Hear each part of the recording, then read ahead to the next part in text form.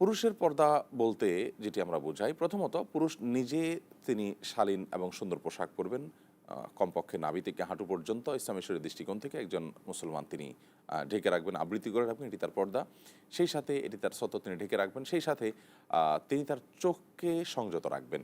আল্লাহ তাআলা কোরআনে বলেছেন, কুল্লিল মুমিনিনা ইয়াগুদ্দু মিন আবসারিহিম, হে রাসূল আপনি বলুন ঈমানদার পুরুষদেরকে তারা যেন তাদের চক্ষুকে সংযত রাখে, ওয়াহফাযু ফুরুজাহুম, এবং তাদের ইজ্জত সম্ভ্রমকে এবং চরিত্রকে তারা যেন হেফাজত করে। অতএব পুরুষ তার চরিত্র হেফাজত করবেন, চোখ অবনত রাখবেন, চোখ যত্রতত্র তিনি ফেলবেন না, এবং চোখ দিয়া কোনো নারীর সৌন্দর্য যেটি তার জন্য হালাল নয় সেটি দেখে তিনি মনে মনে স্বাদ নেবেন বা মনে মনে বাজে কল্পনা করবেন, এটি তার জন্য হালাল নয়। এই চোখকে তিনি পর্দা করবেন এবং নিজের সতর ঢাকবেন।